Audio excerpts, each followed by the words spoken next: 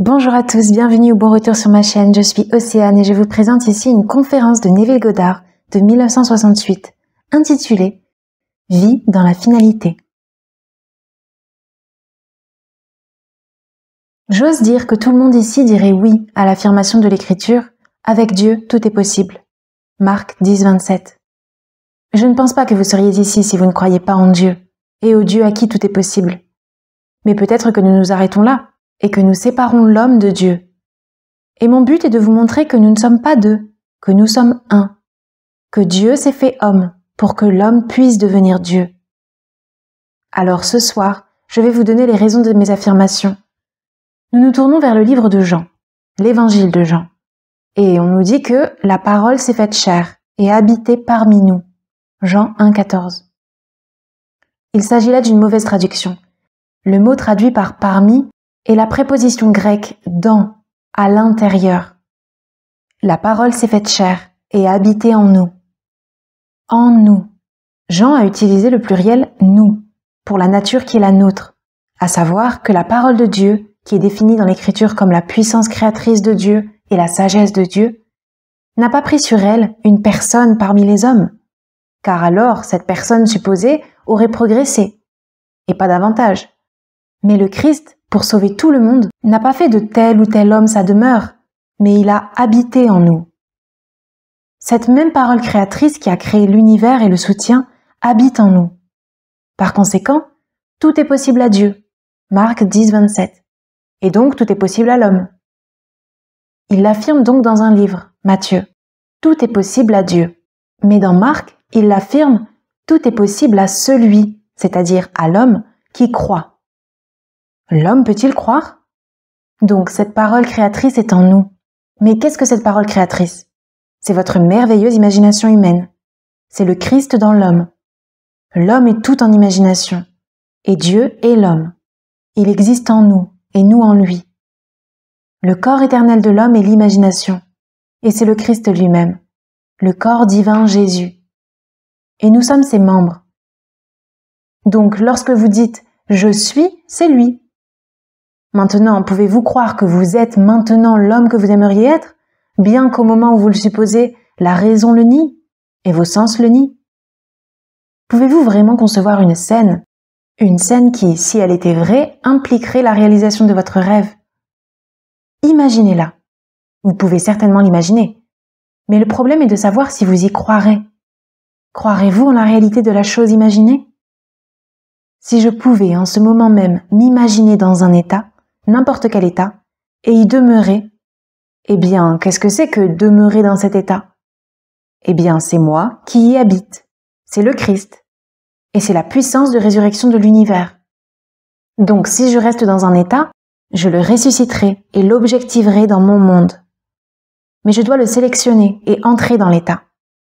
Si le spectateur pouvait entrer dans l'un de ces états dans son imagination, en s'approchant de l'état sur le char ardent de sa pensée contemplative, à quoi cela ressemblerait-il si c'était vrai? Comment me sentirais-je si j'étais maintenant l'homme que j'aimerais être? Comment saurais-je que je peux le devenir? Eh bien, tout d'abord, comme je suppose que je le suis, laissez-moi penser à mes amis. Ceux qui se réjouiraient vraiment avec moi si c'était vrai. Imaginons que je les vois dans l'œil de mon esprit. Comment me voient-ils? Si ce que j'assume est vrai, ils devraient me voir comme je me vois moi-même. Et s'ils sont amis, ils devraient se réjouir avec moi.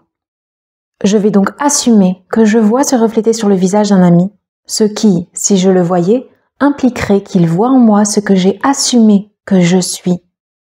Cela fonctionnera-t-il? Essayez-le. Je vous le dis, d'après mon expérience personnelle, cela fonctionne. Comme nous le disent les Corinthiens, ne reconnaissez-vous pas que Jésus-Christ est en vous? À moins, bien sûr, que vous ne répondiez pas à l'épreuve. Il dit, « Venez, mettez-vous à l'épreuve, et vous verrez. » 2 Corinthiens 13, 5. Voici comment je me teste. Si le Christ est en moi et que tout est possible au Christ, alors je dois découvrir qui il est. Eh bien, je l'ai trouvé, en tant que ma merveilleuse imagination humaine. Et parce qu'il habite, pas seulement en moi, il habite en nous, tout est possible à chacun dans le monde. C'est donc en disant à l'homme qui est le Christ qu'on l'aide le mieux. Vous pouvez lui donner toutes les choses dont il a besoin dans le monde. Il en redemandera demain s'il ne sait pas qui est le Christ. Vous pouvez donner le monde entier à n'importe lequel d'entre eux, ils le dépenseront, le gaspilleront, s'ils ne savent pas qui ils sont. Mais dites-lui qui il est, et il n'aura besoin de rien d'autre que de savoir qui il est, et d'appliquer ce savoir, car nous sommes le pouvoir opérant. Cela ne marche pas tout seul. Je peux vous dire que votre imagination est le Christ, et peut-être que vous me croirez, mais à moins que vous ne la preniez au point de la travailler et de la faire fonctionner, elle ne signifie rien. Eh bien, si cette nuit, j'y crois vraiment, je ne laisserai pas le soleil se coucher dans mon sommeil sans me sentir moi-même dans la situation du souhait réalisé. Il ne s'agit pas nécessairement d'un souhait pour moi-même. Il peut s'agir d'un souhait pour un ami, pour chacun dans le monde.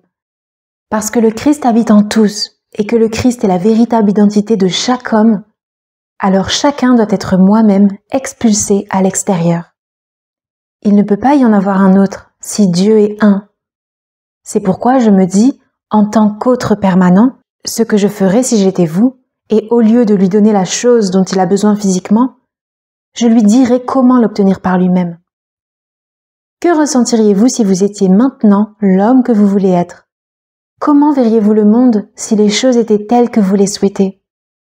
C'est ce que j'entends par vivre dans la finalité. Robert Frost, juste l'année avant de quitter cette sphère, a écrit cette histoire pour Life Magazine. Et il a dit « Les pères fondateurs ne croyaient pas en l'avenir. » Quel choc qu'ils ne croyaient pas en l'avenir. Ils y croyaient. Il a ajouté « Nous sommes toujours en train d'imaginer avant d'avoir des preuves. » Et la chose la plus créative chez l'homme est de croire en une chose. Ils n'avaient aucune preuve pour étayer leurs revendications de démocratie. Ils étaient sous le joug d'un roi lorsqu'ils se sont débarrassés de ce dernier et ont commencé à construire un concept d'avenir. Ils ne croyaient pas que le simple passage du temps leur apporterait ce rêve. Ils y croyaient, et ces hommes croyaient implicitement à la parole de Dieu. Quel choc qu'ils ne croyaient pas en l'avenir. Ils y croyaient à l'intérieur. Et ils croyaient que si je sais ce que je veux quand je prie, croire que je l'ai reçu et je le recevrai. Eh bien, si ce précepte est vrai, littéralement vrai, à accepter littéralement et à accomplir littéralement, eh bien alors, qu'est-ce que je fais à ne pas croire? Je devrais en fait savoir exactement ce que je voudrais être et découvrant ce que je voudrais être par rapport à ce que je semble être, j'oserais supposer que je le suis. Et ma supposition, bien que fausse, si elle persiste, se transformera en fait. Si quelqu'un ne devient pas l'homme qu'il aimerait être et qu'il me dit « Eh bien, je l'ai imaginé une fois et ça n'a pas marché », alors que faites-vous maintenant à ne pas l'imaginer? Si l'imagination crée la réalité, qu'est-ce que vous imaginez?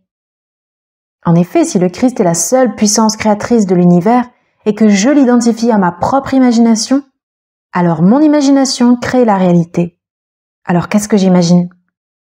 Je prends le journal du matin et je suis nourrie de tout ce dont je ne devrais pas me nourrir. Toutes les horreurs du monde, tous les états négatifs du monde. Après l'avoir lu pendant 1 heure, je dois soit le régurgiter, soit le gommer d'une manière ou d'une autre. Parce que je ne peux pas passer ma vie à me nourrir de telles absurdités. Mais si je sais vraiment ce que je veux, ce que vous voulez, ce que nous voulons, et si je me persuade que nous l'avons, si ma prémisse est solide, à savoir que l'imagination crée la réalité, je devrais, dans un avenir assez proche, vous entendre me dire que cela a marché pour vous. Et un autre me le dira, et je vous le dirai à mon tour, et je passerai ma vie à partager cette merveilleuse nouvelle avec d'autres. Alors je dis, vivez comme si c'était vrai. Comme si c'était vrai. Ce passage de Shakespeare, on nous a enseigné depuis l'état primitif que celui qui est a été souhaité jusqu'à ce qu'il soit. Ici, nous le trouvons dans César. Celui qui est a été souhaité jusqu'à ce qu'il soit. Il n'est pas né César, le roi, mais il a réalisé son ambition parce qu'on l'a voulu. Il l'a désiré, a vécu dans l'état, et tout s'est réorganisé pour se conformer à cet état auquel il était fidèle. Je le vois dans mon entourage immédiat, ceux dont on n'imaginerait même pas un instant qu'ils puissent devenir importants, mais qui désirent l'être, ceux qui désirent réussir, comme ils conçoivent le succès. Il n'y a pas 2 personnes qui voient le succès de la même manière. Certains le voient à travers les yeux de la richesse, d'autres à travers l'ascension dans une profession, d'autres encore d'une autre manière. Eh bien, quelle que soit la conception qu'ils en ont, ils s'en rendent compte maintenant, si nuit après nuit, ils dorment en pensant qu'ils sont maintenant ce qu'ils aimeraient être. Nous revenons donc en arrière. Si la parole est vraiment la parole qui crée le système dans lequel nous vivons, au commencement était la parole, et la parole était avec Dieu, et la parole était Dieu. Jean 1:1. Par lui, tout a été fait, et rien de ce qui a été fait n'a été fait sans lui. Jean 1:3. Non, pas même les choses dites désagréables, car si toutes les choses ont été faites, il doit aussi être responsable des choses désagréables. Ainsi, l'Écriture nous dit « Je tue et je fais vivre, je blesse et je guéris ». Deutéronome 32:39. Je crée la bénédiction, je crée la malédiction, mais maintenant, je dois choisir la vie. Choisissez les belles choses, mais ne dites pas qu'il y a un autre créateur, car s'il y a un autre créateur, nous sommes en conflit. Il ne peut pas y avoir deux créateurs. Et si je peux trouver ce créateur et l'identifier à ma merveilleuse imagination humaine, alors je ne peux pas renvoyer la balle. Je ne peux pas me tourner vers quoi que ce soit et le blâmer pour les choses qui se passent dans ma vie. Je sais que beaucoup d'entre nous ne savent pas faire la part des choses. Et lorsque nous voyons notre propre récolte, nous ne la reconnaissons pas. Nous ne pouvons pas concevoir que nous ayons, d'une manière étrange, permis à ces choses de nous divertir. Mais nous l'avons fait. Cela n'aurait pas pu se produire autrement. Alors, si je le crois, et si je l'accepte, eh bien, je vivrai en fonction de cela. Et quand je saurai ce que je veux pour n'importe qui, et c'est valable pour tout dans ce monde. Eh bien, maintenant, à l'instant même, vous désirez le bonheur dans le mariage. Vous dites, eh bien, il n'y a pas une seule personne dans mon monde qui soit éligible. Je ne connais personne. Vous n'avez pas besoin de connaître quelqu'un. Tout ce que vous avez à faire, c'est de décider en vous-même ce que vous voulez. Maintenant, que feriez-vous si c'était vrai? Porteriez-vous une bague à un doigt qui impliquerait que quelqu'un l'a placée là? Quelqu'un que vous admirez? Alors portez-la à cet endroit. Ne portez pas une bague physique. Mettez-la comme si quelqu'un l'avait placée là. Et dormez en ressentant que ce que vous ressentez est réel. Ne dites pas « ce n'est que de l'imagination ». C'est certainement le cas, car toute imagination est le Christ. Et c'est donc la réalité. Ainsi, lorsque vous dites « ce n'est que mon imagination », vous dites simplement « ce n'est qu'une chose appelée Christ » lorsque vous traitez l'imagination de cette façon. Y a-t-il quelque chose dans ce monde qui n'ait pas été imaginé au départ? Citez-moi une chose, ou indiquez-moi une chose dans ce monde qui est aujourd'hui considérée comme réelle et qui n'a pas d'abord été imaginée. Ce qui est aujourd'hui prouvé a d'abord été imaginé. Par conséquent, cette affirmation est vraie. Toutes choses ont été faites par lui. Jean 1:3. Et il est votre merveilleuse imagination humaine. Toute réalité objective n'est produite que par l'imagination. Les vêtements que vous portez, les chaises sur lesquelles vous êtes assis, ceci dans lequel nous nous trouvons maintenant, tout a été imaginé. Ce soir, découvrez exactement ce que vous, pas ce qu'ils pensent que vous devriez vouloir, ce que vous voulez. Ne demandez la permission à personne. Vous n'avez besoin de la permission de personne. Vous n'avez besoin que de votre propre décision. Qu'est-ce que je veux? Maintenant, à quoi cela ressemblerait-il si c'était vrai?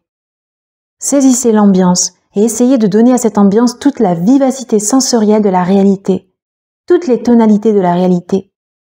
Puis dormez dans cette ambiance, comme si c'était vrai. Et attendez l'inévitable. L'inévitable, c'est que vous allez la ressusciter et l'objectiver sur l'écran de l'espace. Et alors le monde la qualifiera de réelle.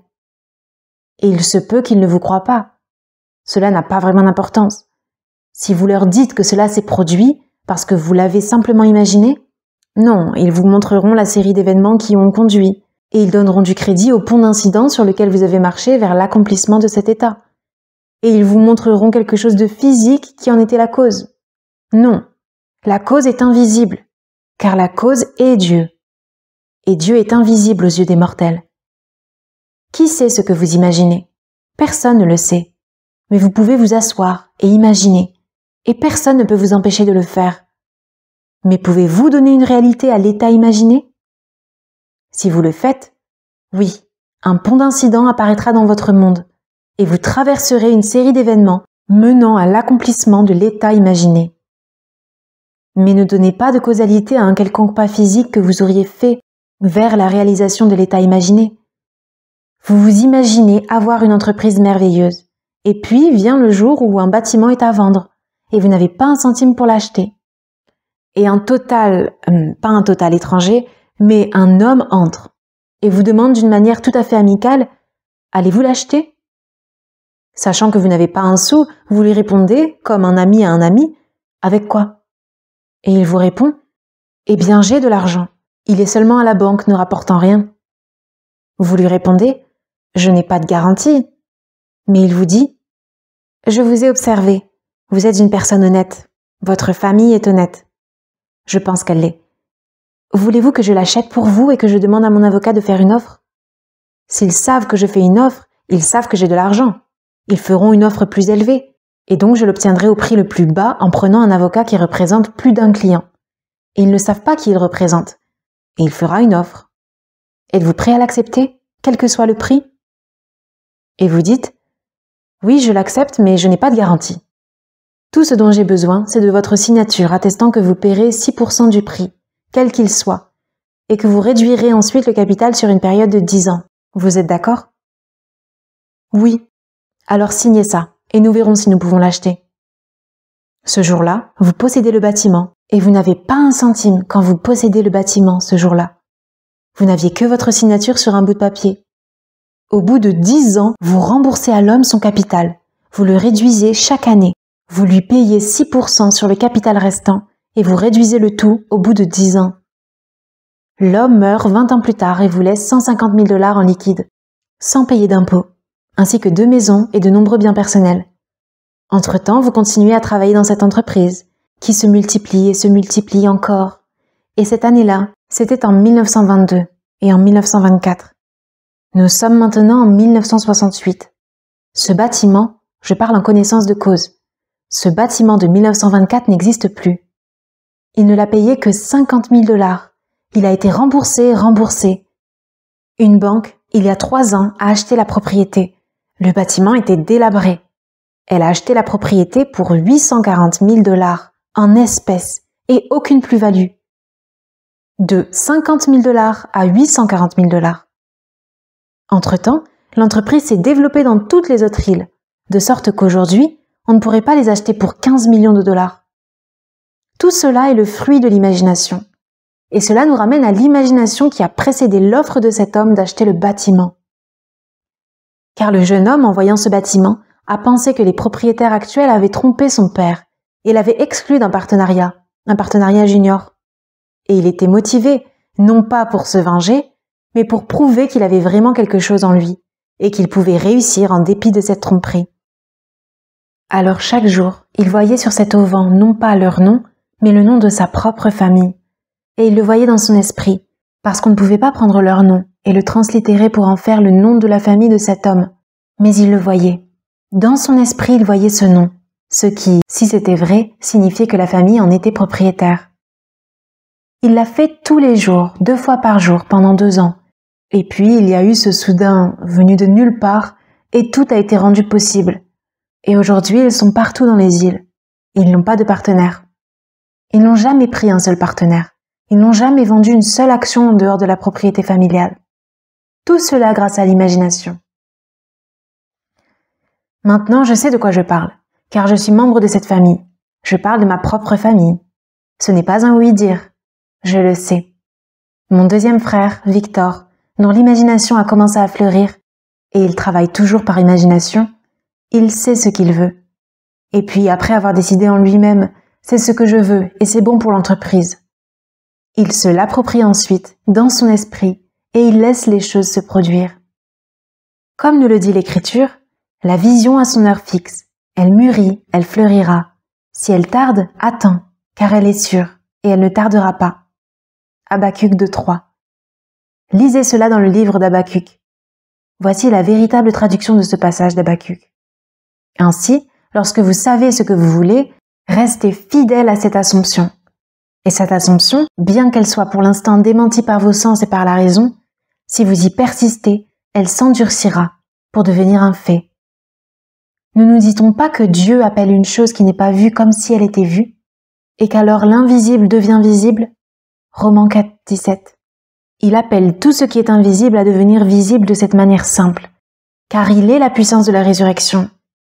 Donc si j'assume que je suis quoi? Eh bien, je le nomme. Et après lui avoir donné un nom, après lui avoir donné une forme, lui avoir donné une définition, demeurant en lui, je le ressuscite. Et s'il faut 1000 hommes pour aider à la naissance de cet état, 1000 hommes joueront leur rôle. Et je n'ai pas besoin d'aller les chercher, pas plus que mon frère n'a dû aller chercher cet homme. Il n'aurait pas su par où commencer pour en trouver un le jour de la vente. En ce qui le concerne, il l'avait fait dans son esprit, et il a tout laissé se dérouler. Et il est arrivé comme une blague. Il pensait vraiment que c'était une blague, et il a dit à cet homme, vous vous moquez de moi? Il a dit non. Mon frère a dit, alors attendez, je vais appeler mon père, il est en train de déjeuner. Il l'a appelé sur le fil, il a dit, papa, monte, laisse tout et viens. Et il a dit, maintenant, dites à mon père ce que vous m'avez dit. Mon père s'appelle Joseph, et il a dit à l'homme, vous le pensez vraiment? L'homme a dit, oui Joe, je le pense vraiment, je le ferai enchérir aujourd'hui. Vous apposez votre signature ici et votre fils Victor appose la sienne. C'est tout ce dont j'ai besoin. Cette amitié a duré toute une vie. Lorsque cet homme est mort, il ne devait rien à mon frère Victor. Il aimait tellement l'amitié et le sentiment de décence qu'il avait avec mon frère Victor, qu'il lui a donné 150 000 $ en espèces. Et c'était exempt d'impôts. Et les maisons, tout était exempt d'impôts. Le bâtiment qu'il avait acheté pour 50 000 $ a été vendu il y a 3 ans à la Banque de Nouvelle-Écosse. Ils l'ont démoli et ont construit une belle structure. Mais ils ont payé notre famille 840 000 $ pour ce bâtiment. Et il n'y a pas eu d'impôt sur les plus-values. C'était tout simplement gratuit. Je sais donc de quoi je parle. Tout ce dont j'ai besoin, c'est que vous l'acceptiez. Le croirez-vous? Croyez-vous que tout est possible à Dieu? Croyez-vous que tout est possible à l'homme? Eh bien, vous pourrez le prouver dans un avenir assez proche. Mais vous êtes la force agissante. Cela ne marchera pas tout seul. Si vous osez supposer ce soir même que vous avez un meilleur emploi que celui que vous occupez actuellement, ou que vous avez un revenu plus élevé, vous serez peut-être licencié demain, ne vous inquiétez pas. En y réfléchissant, vous verrez que c'était nécessaire pour vous faire avancer vers la réalisation de votre assomption. Vous pouvez être licencié, et je ne sourcillerai pas si vous me disiez demain « Eh bien, j'ai fait ce que vous m'avez dit, vous savez ce qui s'est passé? J'ai été licencié. » J'ai vu cela. Il faut que quelqu'un vous licencie pour que vous obteniez un meilleur emploi. Je l'ai vu à maintes reprises. Je n'irai pas jusqu'à démissionner. Je ne sais pas comment cela se passe.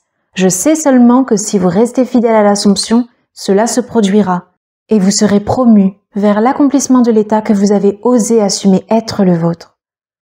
Je pourrais vous raconter un nombre incalculable d'histoires de ce genre. C'est pourquoi je vous dis de vous attarder sur la finalité. La finalité est le point de départ.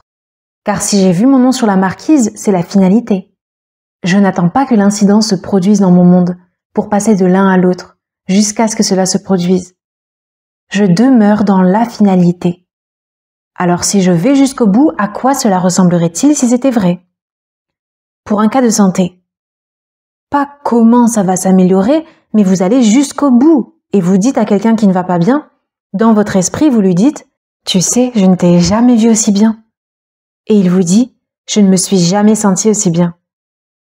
C'est une confirmation de ce que vous voyez. Vous dites « Je ne vous ai jamais vu aussi bien ». Et vous entendez la personne vous dire « Je ne me suis jamais senti aussi bien ». Mais vous me direz peut-être « Je n'arrive pas à entendre les gens ». Oh si, vous pouvez. Vous pouvez entendre tout ce que vous voulez entendre. Vous n'êtes pas obligé de l'entendre de manière audible. Écoutez, en ce moment même. Vous n'êtes peut-être pas capable de siffler une mélodie. Peut-être ne pouvez-vous pas porter une mélodie de quelque manière que ce soit. Vous ne pouvez pas jouer d'un instrument, vous ne pouvez pas siffler, vous ne pouvez pas chanter. Pouvez-vous imaginer que vous êtes en train d'entendre l'hymne de la République? Écoutez. Ne l'entendez-vous pas? Ne pouvez-vous pas l'augmenter de 1000 voix et de 10 000 voix? L'avez-vous entendu lors des funérailles du sénateur Kennedy? L'avez-vous vu à la télévision? N'était-ce pas émouvant lorsque l'orgue s'est mise à pétiller et que soudain cette belle voix douce a entonné le chant et que l'ensemble est devenu, tout le vaste monde de la télévision en a été imprégné. Je doute qu'il y ait eu beaucoup d'yeux secs lorsqu'il a fini de chanter l'hymne de bataille de la République. Je ne sais pas chanter, je ne sais pas siffler une mélodie, mais je peux me tenir ici, écouter et entendre tout ce qui se passe. Si j'essaie de le reproduire avec ma voix, je n'y arriverai pas, mais je peux entendre sa voix lorsqu'il l'a chanté. Vous pouvez entendre la voix de n'importe qui. Vous pouvez entendre la voix de l'orateur. Ce soir, seul, vous pouvez entendre ma voix, et vous pouvez mettre sur ma voix ce que vous voulez entendre. Et moi, sans que vous le sachiez, je me retrouverai à vous dire « Il va se passer quelque chose qui va confirmer ce que vous entendez. » Vous pouvez donc faire cela en bien ou en mal. Je vous le conseille, faites-le pour le bien. Mais le choix vous appartient. Vous pouvez blesser et vous pouvez bénir, mais ne blessez pas. Utilisez toujours votre imagination avec amour pour les autres. Mais vous dire que vous ne pouvez pas le faire pour blesser, c'est stupide parce que vous pouvez blesser. Cela ne dépend que de vous. Alors imaginez ce que vous voulez. Croyez que vous l'avez et voyez comment cela fonctionne dans le monde. Ceux qui s'en moquent, qu'ils s'en moquent.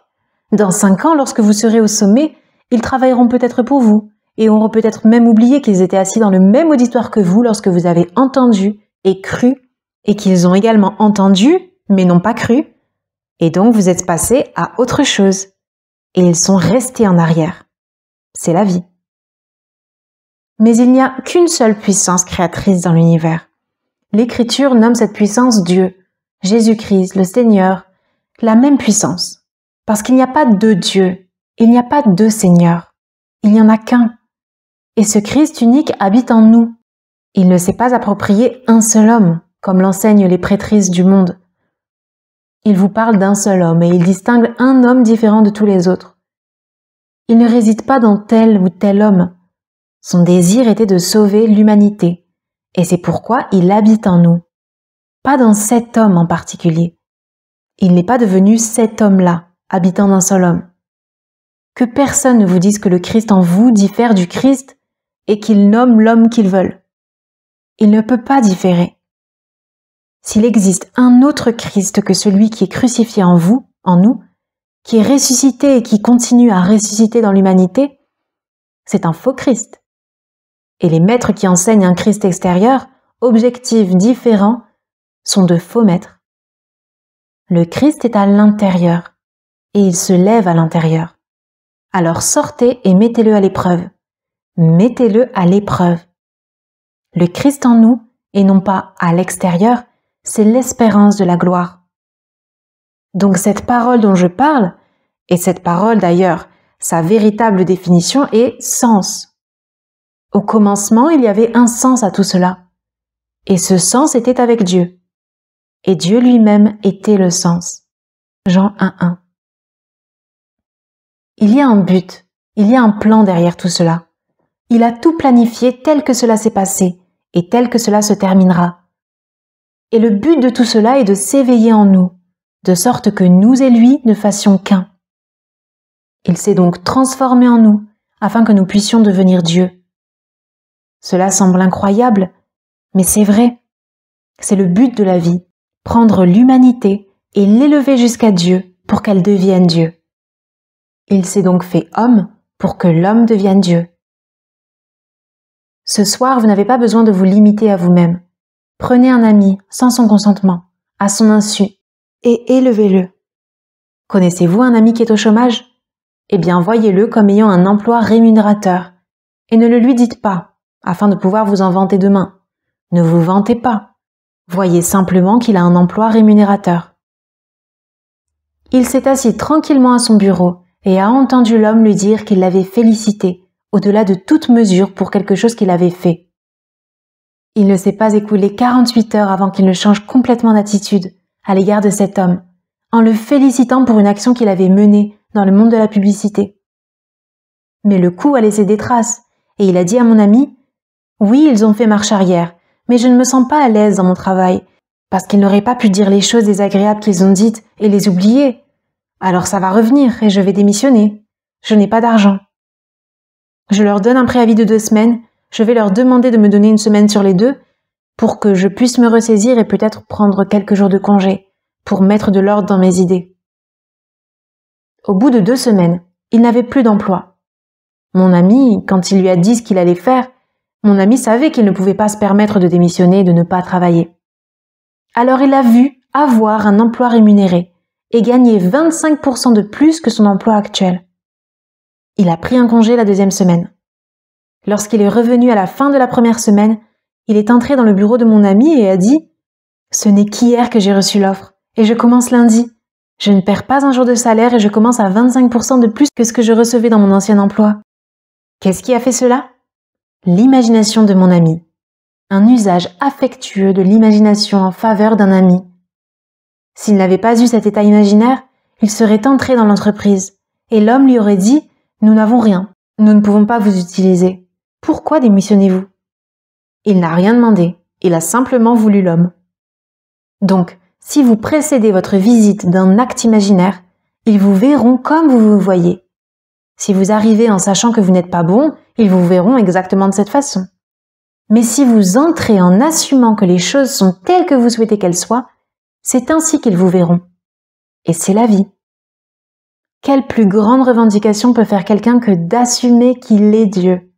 Et lorsqu'il l'a affirmé, ils ont dit « Il blasphème, car voici un homme, et cet homme prétend être Dieu. » Le 10e chapitre de Jean, et il dit « N'est-il pas écrit dans votre loi, je dis que vous êtes des dieux, des fils du Très-Haut » Jean 10, 34. S'il a appelé Dieu ceux à qui la parole de Dieu est parvenue, diriez-vous de celui qu'il a oint et envoyé dans le monde qu'il blasphème? Connaissez-vous une plus grande prétention au monde que celle d'un homme qui s'identifie à Dieu et marche comme s'il l'était, sans avoir honte de l'admettre? Il ne s'en vante pas, mais il sait dans son cœur qu'il est un avec Dieu. Car si son imagination est Dieu, et qu'il l'imagine, eh bien c'est Dieu. Et s'il imagine un état et qu'il se réalise, alors il connaît la puissance créatrice de Dieu. Il n'a pas à s'en vanter ni à en avoir honte. Il dort dans un état noble, parce qu'il est un avec Dieu. Eh bien, que tout le monde adopte cette attitude, et le monde changera, et il ne sera pas battu. Mais vous pouvez prendre tout le vaste monde, s'ils se sentent esclaves, et leur donner le monde. Ils le voudront à nouveau demain. Si un homme n'a pas de respect pour lui-même, vous pouvez lui donner tout l'argent du monde, cela ne servira à rien. Cela vaut pour l'individu, pour la famille, pour la race et pour la nation. Comme l'a dit notre regretté président Hoover, l'essor et le déclin des idées déterminent l'essor et le déclin des hommes, l'essor et le déclin des nations, l'essor et le déclin des communautés. Dites-moi quelle idée une communauté se fait d'elle-même et je vous dirai quelle est cette communauté. Mais changez cette idée d'elle-même et vous changerez cette communauté. Qu'une famille se sente importante en elle-même, elle n'a pas besoin d'avoir des antécédents. Qui a des antécédents? Vous pouvez remonter assez loin et presque tous ceux qui prétendent aujourd'hui se sentir importants auraient honte de leurs antécédents.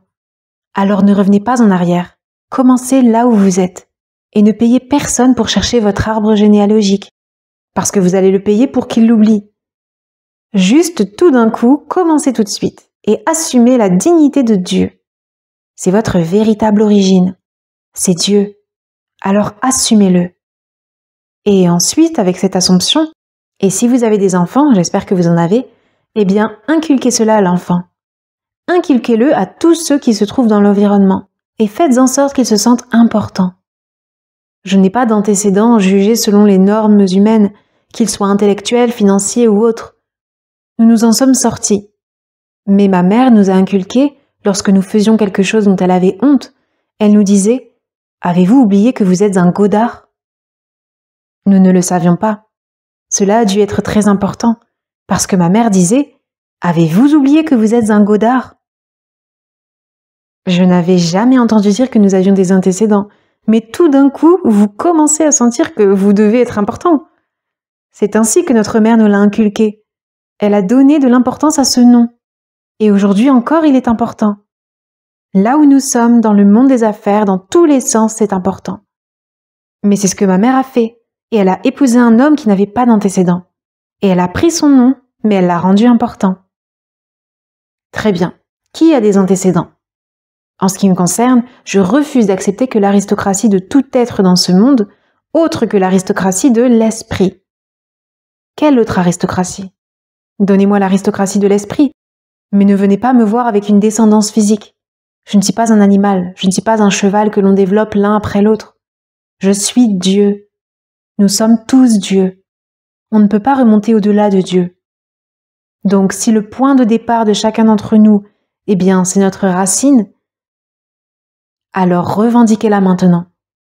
À tout moment, revendiquez-la. Et vous vous retrouverez lavé de tout ce que vous auriez pu penser que l'arbre généalogique contenait. Vous n'avez pas d'arbre généalogique. Le véritable Israélite n'est pas un descendant selon la chair, mais l'élu de Dieu, quelle que soit sa nation. C'est l'homme de Dieu. Alors osez simplement assumer que vous êtes cet homme de Dieu et appliquez ce que je vous dis ce soir. Et permettez-moi de vous dire que dans un avenir pas si lointain, dans le présent immédiat, cela marchera. Si vous ne faiblissez pas et ne changez pas d'assomption. Si vous restez fidèle à l'assomption, elle se renforcera en fait, parce que l'imagination crée la réalité. C'est ce qui se passe. Maintenant, entrons dans le silence. Maintenant, y a-t-il des questions, s'il vous plaît? Questions? Hier soir, vous avez dit que vous ne croyez pas à la réincarnation. Alors comment expliquez-vous le fait que la suite de la question est inaudible? Neville? Ma chère, il y a un homme dans cet état aujourd'hui qui s'appelle Krishnamurti. Il était membre de la Société théosophique à l'époque où Annie Besant, Alcott et toute cette foule l'a dirigé. Ce livre est toujours imprimé. Ils ont publié un livre sans son consentement. Ils ont essayé de faire de lui un Christ, la réincarnation de Jésus-Christ. Il ne l'a pas nié. Il ne s'y est pas opposé, il l'a autorisé. Et ce livre est sorti. Et il y a littéralement des centaines de photos pleines de pages de ces soi-disant réincarnations du passé. Un homme, une femme, un Chinois, un Indien, un Oriental, un Caucasien, tout cela. Je ne pense pas qu'ils aient inclus les Noirs. Ils ne les avaient pas encore tout à fait intégrés dans cette configuration. Et ici, il est remonté jusqu'à l'origine, mais pas jusqu'aux Noirs. Il était quelque chose de différent. Puis, lorsqu'il est devenu assez grand et assez courageux pour le nier, il l'a nié. Mais ces livres ont été imprimés. Et ils sont encore dans les bibliothèques et dans les maisons des gens. Et maintenant, il va quitter le monde comme ils l'ont quitté. Et ceux qui viendront demain ne sauront pas qu'ils ont été réfutés. Ils le croiront. Je vous le dis, ma chère, tenez-vous-en à la Bible. Tout cela ne sont que des théories fabriquées par l'homme dans un seul but, celui de gagner de l'argent. C'est cruel de dire cela, mais je ne peux pas le laisser passer. 99% d'entre eux ne sont là que pour le dollar. Cela semble cruel, mais je vous dis ce que je sais. Je suis passée par tous ces ismes. Cela n'a rien à voir avec la spiritualité. Vous êtes individualisé, et vous tendez toujours vers une individualisation de plus en plus grande. Vous ne perdrez jamais votre identité. Vous vous réveillerez un jour, et vous serez le Seigneur Jésus-Christ lui-même, sans perdre votre identité. C'est le grand mystère. Je vous connaîtrai, et quand vous vous réveillerez et que vous serez né d'en haut, et que vous contemplerez la paternité de Dieu, vous qui êtes le Père, je vous connaîtrai. Vous ne perdrez pas votre identité, et pourtant je vous reconnaîtrai comme étant Dieu.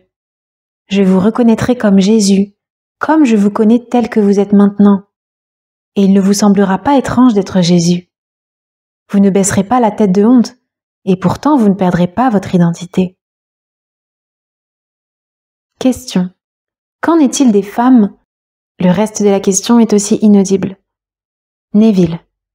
J'ai eu des hommes et des femmes aussi qui ont fait ces affirmations. Vous pouvez l'inciter. Vous pouvez en fait l'inciter par une supposition. Je vais vous donner mon expérience personnelle de la crucifixion. Et elle est tellement différente de ce que le monde enseigne. J'ai fait l'expérience des Écritures. L'Écriture s'est accomplie en moi. Je me suis trouvée cette nuit dans l'accomplissement du 42e psaume, qui dit « Il les accompagna en foule à la maison de Dieu ». Psaume 42,4. Il les a conduits dans un joyeux cortège à la maison de Dieu. Eh bien, je suis là, dans cette foule énorme, tout comme le monde arabe. Et alors que je marche avec eux, une voix venue de nulle part chante, et la voix dit « Et Dieu marche avec eux ». Une femme à ma droite a demandé à la voix invisible, « Et si Dieu marche avec nous, où est-il » Et la voix a répondu, et tous ont entendu la voix, et la voix a dit, « À vos côtés. » Elle se tourna vers sa gauche, me regarda en face et se mit à rire. Elle dit à la voix, « Vous voulez dire que Neville est Dieu ?» Et la voix répondit, « Oui, en train de s'éveiller. » La voix a alors parlé, mais de l'intérieur de moi. Personne d'autre que le locuteur ne l'entendit alors. Et la voix dit en moi, « Je me suis déposée en toi pour dormir, et pendant que je dormais, j'ai fait un rêve. J'ai rêvé, et je savais exactement quelle serait la fin de cette phrase. Il rêve qu'il est moi. Je me suis sentie attirée dans ce corps qui était sur le lit, car cela se passait dans le monde des esprits. Je me suis sentie attirée dans ce corps, et cette main était un tourbillon. Cette main était un tourbillon, ma tête un tourbillon, mes pieds des tourbillons, et mon côté, le côté droit, un tourbillon. Et j'ai su alors ce qu'était la crucifixion. C'était une pure extase. Ce n'était pas du tout douloureux. Il est impossible de décrire le frisson que procurent ces 6 tourbillons qui me clouent à ce corps. Le 10e chapitre de Jean nous dit donc « Personne ne m'enlève la vie, je la dépose moi-même. J'ai le pouvoir de la déposer et j'ai le pouvoir de la reprendre. » Jean 10, 18. Et malgré cette déclaration, ils enseignent année après année qu'un groupe d'hommes l'a assassiné et l'a cloué sur une croix de bois. Il n'est cloué à aucune croix de bois. Le Christ universel est cloué sur l'humanité. C'est la croix. Et il l'a fait volontairement. Je l'ai déposé moi-même.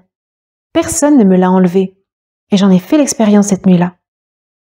Alors vous pouvez apporter tous les arguments du monde au sujet de ce petit stigmate. Il n'y avait pas de sang qui coulait là. Toute la main, les 2 mains en tourbillon et la tête en tourbillon, et le côté en tourbillon et les 2 pieds, la plante des pieds en tourbillon. Et ils sont 6. Oui, monsieur? Question. J'allais vous demander comment vous interprétez le rôle de Judas Iscariote. Neville. Judas? Je me trahis moi-même. Personne ne me connaît si ce n'est moi-même. Personne ne connaît les pensées d'un homme si ce n'est l'esprit de l'homme qui habite en lui. De même, personne ne connaît les pensées de Dieu si ce n'est l'esprit de Dieu. Par conséquent, si je trahissais Dieu, je devrais être l'esprit de Dieu, celui qui a le secret, et donc il se trahit lui-même. Un soir, dans une pièce de la taille de celle-ci, je suis assis par terre avec 12 hommes, assis par terre devant moi. Nous sommes tous vêtus de robes et j'enseigne la parole de Dieu. Un homme, l'un de ces 12, se lève rapidement, et au moment où il s'est levé, j'ai su exactement ce qu'il allait faire. Il allait dire aux autorités ce que j'enseignais. Il s'est dirigé vers l'unique porte. Lorsqu'il l'a franchie, j'ai su ce qui allait se passer. Un grand et bel homme d'environ 1,80 m, vêtu d'une robe de luxe, est entré. Droit, un homme d'environ 40 ou 44 ans. Il marchait tout droit, sur le côté. Il tournait à l'angle droit, marchait sur le côté, tournait à l'angle droit et marchait au milieu. Mais lorsqu'il est entré, il avait une telle autorité que nous nous sommes tous levés. Nous nous sommes tous mis au garde à vous. J'étais en face de mes 11 hommes. Il est descendu, s'est tourné vers moi et a pris un maillet en bois et un piquet en bois qu'il a martelé sur mon épaule droite, coup après coup sur mon épaule. Il a ensuite pris un instrument très tranchant et d'un mouvement circulaire, il a tranché ma manche. Puis il l'a tiré et l'a jeté. Je l'ai vu d'une belle nuance de bleu clair. Puis il a tendu les bras, m'a enlacé et m'a embrassé sur le côté droit de mon cou. Et je l'ai embrassé sur le côté droit de son cou. Et tandis que je l'embrassais, toujours en l'embrassant, toute la scène s'est estompée. Voici le 53e chapitre d'Isaïe. À qui le bras de l'Éternel a-t-il été révélé? Isaïe 53:1. Tout est symbolique, mais tout est vrai. C'était la trahison. Car vous êtes maintenant cloués. Le piquet est enfoncé, car comme on vous le dit, je vais te confier toute l'autorité d'Israël, et tu la gouverneras pour un temps. Puis je briserai le piquet, et le poids que tu portes sera enlevé. Ésaïe 22:5. Mais qui a cru à notre déclaration? Et à qui le bras de l'Éternel a-t-il été révélé? Ésaïe 53:1. Il dévoile le bras droit, qui est le symbole de la puissance, au moment où il s'élève en vous. Et vous allez régner comme il règne. Et c'est là toute l'histoire. Toute l'histoire est donc vraie, mais il s'agit d'une vision. Ce n'est pas une histoire séculière, c'est l'histoire du salut. Et le monde traite toute la Bible comme une histoire séculière. Mais ce n'est pas du tout une histoire séculière. Tout se passe en haut. Il a dit « Je suis d'en haut et vous êtes d'en bas. Vous êtes du monde, moi je ne suis pas du monde. » Jean 8:23. C'est donc d'en haut que se déroule tout le drame. C'est un drame mystique. D'autres questions s'il vous plaît? Question d'un spectateur qui est inaudible. Neville répond « La liberté, c'est cet âge-là. Personne n'est libre en mourant ici, parce que la mort ici est une restauration dans un monde comme celui-ci. Personne, je ne me soucie pas de qui vous êtes, vous pourriez avoir 90 ans maintenant, et si vous tombez en ce moment même, vous êtes restauré à la vie. Pas comme un nourrisson, certains ont 20 ans, vous n'êtes pas vieux, vous êtes jeune, et toute partie manquante, dents, cheveux, membres sont tous restaurés. Incroyablement nouveau et inexplicablement nouveau. Il est impossible d'en rendre compte. Comment une personne incinérée, réduite en poussière, peut-elle se présenter devant moi avec 20 ans d'âge? Lorsqu'ils sont tombés, ils avaient l'air d'avoir 1 millier d'années. Ils étaient si vieux et si flétris. Et voici soudain, devant moi, cette belle femme ou homme, âgée de 20 ans, dans un monde terrestre comme celui-ci, dans un corps physique comme celui-ci. Coupez-la, elle saignera. Et ils vieillissent là-bas comme ils vieillissent ici. Et ils meurent là-bas comme ils meurent ici. Et donc il n'y a pas d'échappatoire à cela, jusqu'à la résurrection. Et la résurrection vient à l'individu. Elle ne vient pas collectivement. Elle a lieu pendant que nous marchons sur cette terre. L'individu est ressuscité et libéré de cet esclavage de la décomposition et devient alors un avec le Seigneur ressuscité. Parce qu'il n'y a qu'un seul corps, un seul esprit, un seul Seigneur, un seul Dieu et Père de tous. Question. Qu'en est-il d'un enfant lorsqu'un enfant meurt? Neville, il continue à grandir, continue à grandir. Il est le Dieu des vivants, pas le Dieu des morts. Ce monde est le monde des morts. Les gens ne veulent pas le croire. Tout ici est mort. Si vous le voyez d'en haut, eh bien il faut le voir pour comprendre de quoi je parle. Si vous le voyez d'en haut, tout ici est comme, eh bien quelque chose qui est mort. Et vous pouvez descendre. Vous ne pouvez pas le changer d'en haut, étrangement. J'ai essayé de le changer d'en haut. Regardez le corps. Il est sur le lit et il ressemble à quelque chose comme une carcasse qui est morte. Eh bien, vous savez exactement que la sagesse vient d'en haut.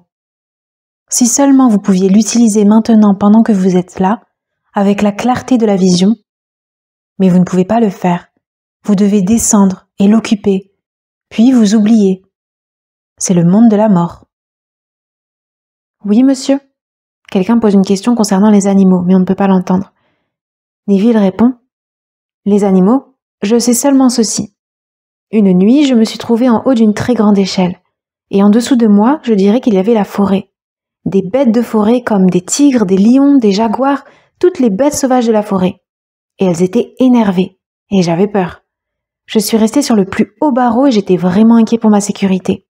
Ils étaient énervés contre moi, et ils bougeaient avec tout l'énervement du monde. Puis il m'est venu à l'esprit, mais c'est moi qui rends ça visible. C'est le pouvoir créatif, l'énorme pouvoir en moi. J'ai arrêté l'activité en moi, pas en eux, et ils sont tous restés immobiles. Ils étaient figés comme s'ils étaient faits de jouets. Je suis descendu en bas et ils étaient morts. Leur vie était en moi. J'en suis ensuite venu à une scène, une simple petite scène. Et la scène était juste comme un repas du dimanche après-midi et ils étaient en train de dîner. Et à la minute où je les ai vus dîner, je savais que si je pouvais arrêter l'activité que je ressentais en moi, alors ces gens resteraient immobiles. Ils seraient tous immobiles. Mais je n'avais pas plutôt envisagé la pensée. J'ai figé ma tête et en faisant ça, il y avait 4 personnes, 2 jeunes garçons de 21-23 ans et leurs parents à la moitié de leur quarantaine. L'un des garçons en face de moi buvait de la soupe et il avait approché la cuillère juste aussi loin que ça. Quand j'ai figé l'activité dans ma tête, Il ne pouvait pas la bouger. La serveuse, arrivée par la porte avec le deuxième plat, elle s'est arrêtée dans son élan. Tout s'est arrêté. Un oiseau volant ne volait pas. L'herbe qui s'agitait ne s'agitait pas. Les feuilles qui tombaient ne tombaient pas. Tout s'est figé. Quand j'ai libéré l'activité en moi, toutes les choses ont repris leur cours. L'oiseau qui était figé et arrêté a continué. Maintenant, si je fige cet oiseau tout de suite, pendant qu'il vole, ne tomberait-il pas? Si un oiseau est maintenant immobile, il ne peut pas rester dans l'air et être immobile. Il doit être en mouvement pour rester dans l'air. Mais il n'était pas en mouvement et il n'est pas tombé. Tout s'est figé et les feuilles ne pouvaient pas tomber. Et la serveuse marchant avec ce second plat ne pouvait pas marcher. Et le garçon, le jeune de 21 ou 22 ans, il ne pouvait pas continuer l'action. Et quand j'ai libéré l'activité dans ma tête, il a continué l'action et a pris la soupe. Et elle a continué d'apporter la chose. Et j'ai vu que quand je me suis éveillée de cet état, tout a changé dans mon monde. Tout ici est mort, et nous sommes le pouvoir animant tout. Sans l'homme, tout serait mort. La nature serait morte, car Dieu est en l'homme. Je ne m'inquiète pas que ce monde vivant est en l'homme. Tout ici serait mort. Et vous utilisez ce pouvoir pour l'arrêter, et tout reste figé. Car le monde, c'est vous-même extériorisé. Eh bien, le temps est écoulé. Jusqu'à la prochaine fois. Neville Goddard.